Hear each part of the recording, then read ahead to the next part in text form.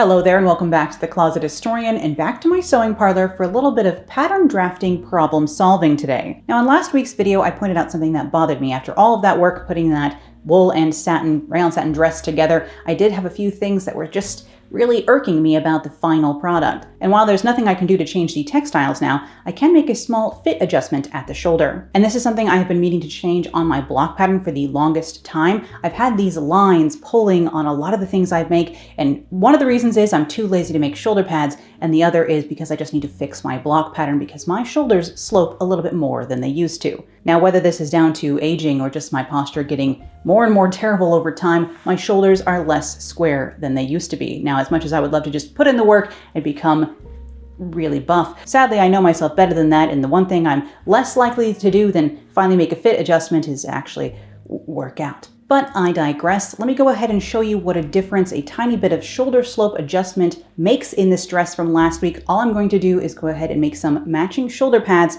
and tack those into the dress to show you what that does when I lift the tip of the shoulder up to fix this pulling at the neckline. And then I will go ahead and trace new copies of my bodice block pattern on some fresh poster board here, although poster board does seem to be getting thinner and thinner over time. This is practically construction paper, but we'll trace some new block patterns onto my black poster board with my white gel pens. People always ask me what material I use to make my block patterns. I use regular paper and then I trace the finished copies onto a thicker cardstock, in this case black poster board. But seeing as this will be an even quicker fix than I anticipated, let's go ahead and dive on in. And again, here is the dress from last week's video. I can link to this project in a card here. And of course, Oliver wanted to be involved. In fact, he wanted to climb on my shoulders, but not in this nice dress. Sorry, buddy. Please refrain. Anyhow, we can see that while the fit on the rest of this bodice is quite nice, up here near the shoulder we have these distinctive lines pulling from the neckline towards the underarm. And if I stand up a little straighter and hold my shoulders back where perhaps I should always be holding them, these wrinkles do ease away a little bit because I'm squaring my shoulders manually, as it were. But once I slouch back down into a relaxed position, those lines do return. These are indicative of a shoulder slope issue within my pattern. Basically, I need to pinch out about a ½ inch at the very tip of my shoulder and gradate that down to the neckline. This is also creating wrinkling on the back, by the way, so I'm hoping that this will fix that problem as well. And Oliver is still here. He just wants to climb on my shoulders. Buddy, no. But seeing as I don't want to have to take this dress apart, luckily this is an easy enough fix. Instead of modifying the garment, I will simply slip in some extra shoulder, not via my body, but via some shoulder padding. So I have some more of that same wool fabric that I made the dress out of here. I'm just going to make some quick and dirty shoulder pads. These are not going to be the couture method of shoulder pad making, so bear with me here. But I'm just going to cut out some half circles about 5 inches wide and then 10 inches long here.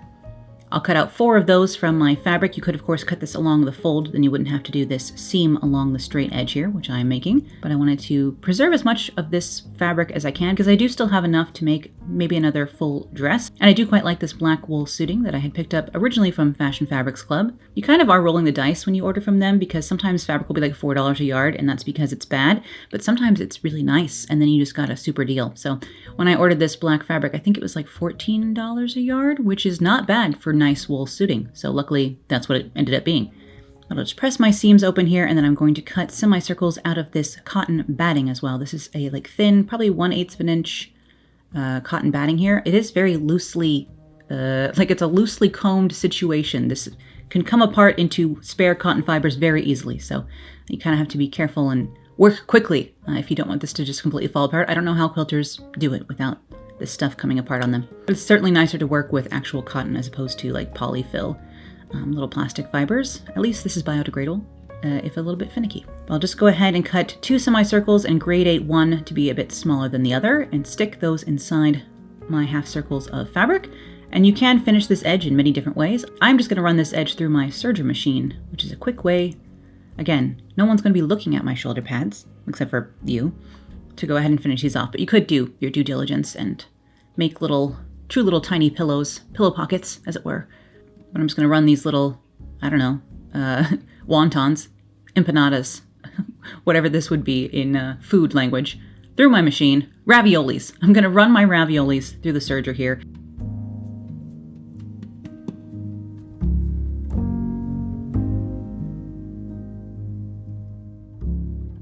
I'll just make the serger tails extra long, feed those through a large needle, aka a bodkin, and then feed that thread back through some of the stitching just to secure those ends, and then cut away the excess, like so.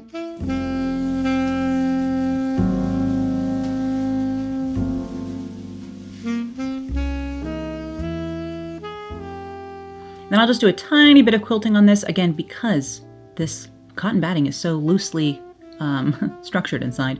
I kind of wanted to give it a tiny bit of something to hold it into place, so I just did a little V of stitching across the center of my shoulder pads here.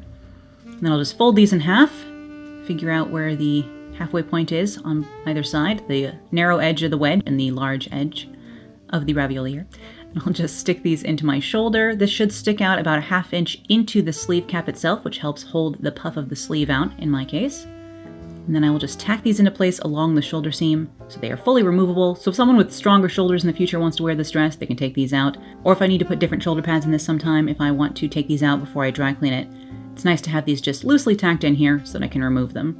Of course, it's really nice to have these built into the dress itself because you knew what you were doing in the first place, but clearly, that is beyond me at this current time. But I'll just tack these into place and then we can see what a difference this shoulder slope adjustment, as it were, makes in my garment.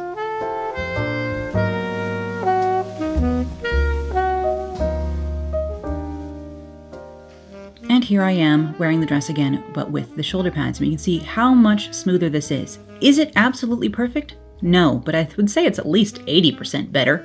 And I'm much happier with this dress now that I have these shoulder pads in place, helping with this issue. I wasn't originally planning to pad the shoulder on this dress because it is inspired by a late 30s garment as opposed to a mid 40s style where a shoulder pad would be more appropriate. But for my body shape and my pattern as it was, I had to make this adjustment. And now that we have proven that the shoulder slope is the problem, let me go ahead and adjust my block pattern, trace a new copy of my block so that I can avoid this issue in any of my future garments that I'll be making, of course, using my block pattern as I normally do. So I'll take my current block pattern and I will trace a copy of that. I'm using a white colored pencil because my white gel pens are giving out on me. I need to get some new ones. I think they're a little dried out. I do like using gel pen because it's a nice fine point. So when I'm working on a dark color of paper, it shows up quite well and yet holds that precision. Whereas with this white pencil, I have to keep sharpening it for that level of precision. And you can, of course, just use regular pens on white paper. I just like black poster board because I think it provides a nice contrast to my alphanumeric paper the rest of the time so we can keep everything straight, know what my block is compared to just a regular pattern. I'm just marking in my apex here. Of course, all relevant information needs to be transferred over. I'm only going to be adjusting the shoulder and arm side here. I'll trace in my dart legs. I'm going to trace those straight to the apex, like so. All right, so this shoulder slope is what I need to change. My shoulder is no longer this square. Of course, if your shoulder is less sloped than maybe your pattern, you can just do the opposite of what I'm about to do. But I need this to be less of a straight line, so I need to have this come down into the arm side further. I need to take a pinch out at my tip of my shoulder. I'm actually going to add on 1/8 of an inch at my neckline as well, because I think this needs to come up a little bit. So the angle is not only dipping down at the shoulder tip, but coming up a little bit where my neck is. So really re-sloping this line. So I'm going to come down 3/8 of an inch along the arm side, and then I'm going to come out actually 3/16, so 1.5/8 here at the neckline. Sorry about the fractions. The US is behind in oh so many ways, and imperial measurements are just one of those. But as you can see, the shoulder line, as opposed to being square, is much more peaked up towards the neckline now. I'm going to take 1/8 off of this neckline actually as well, just for comfort's sake, because I never quite lower it enough. And I'd rather just be able to breathe more, you know? Sometimes function over fashion is necessary. Now, because I've lowered this 3/8 of an inch up here, my arm side has lost 3/8 of an inch, so I need to lower the arm side as well. So I'll go ahead and do that. Come down here along the side seam and lower that same 3/8 of an inch and just grade 8 that into the arm side, like so.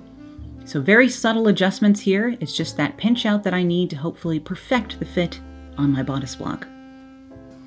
I do get a lot of questions about what happens if my body changes and my block, I'll have to redo my entire block. And it's like, do you have to restart or do you have to make fine adjustments? And I always think whenever I get that question of like, oh, I don't want to make a bodice block because then everything I draft, I'll have to change my block whenever my body changes. And it's like clothes are pretty malleable. So like if you gain or lose 5-10 pounds, your clothes are going to fit a tiny bit differently, but not like dramatically, I suppose. I guess if your body fluctuates very dramatically, then yeah, you're going to have to make multiple blocks. I always just recommend at that point, like if you know that you fluctuate between 2 sizes, just make 2 blocks. but mostly your proportions don't change a ton, I suppose. Like the length of your torso doesn't really change, like the length of your side seam doesn't really change, even if other measurements do. So adjusting your block is probably still easier than making a fresh new one, unless things have shifted massively. And I always think when people confront me about this point, that the block pattern doesn't change with your body, that neither does any other pattern. So you would have to readjust any sewing pattern if your body changed. You would have to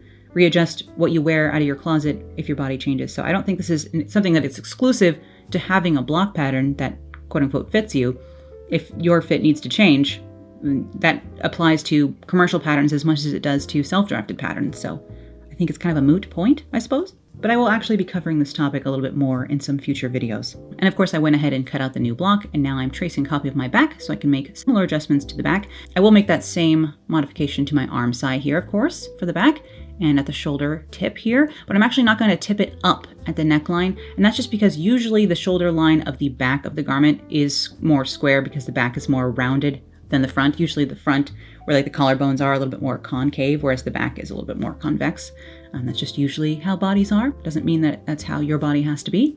All bodies are different, but there's certainly, averages that are taken into consideration in standard dressmaking, I suppose. And I will go ahead and cut this out as well. I'm using my giant paper shears for this. I can link to these in the description below, or similar ones. These came in my freshman year design kit in fashion school, so I got them without having to shop for them, in a way, because I had to buy that kit for class. Some people have to buy textbooks. I had to buy those as well, but I also had to get a freshman year design kit.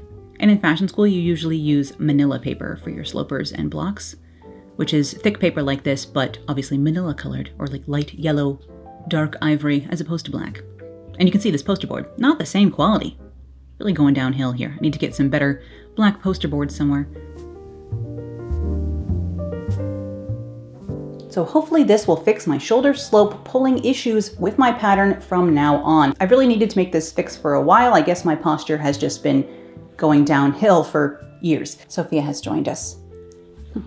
I hope despite the brevity of today's video that you still enjoyed seeing how I made these fit fixes to my block pattern, and thank you as always for watching. And an additional huge thank you to my patrons who of course make my work possible. You guys, really? Is this the time? Don't bite her, you rude boy. Go away. Go away. And as always, I'll be back here with more sewing, vintage fashion, costuming, and crafting real soon, so I'll see you then. Bye.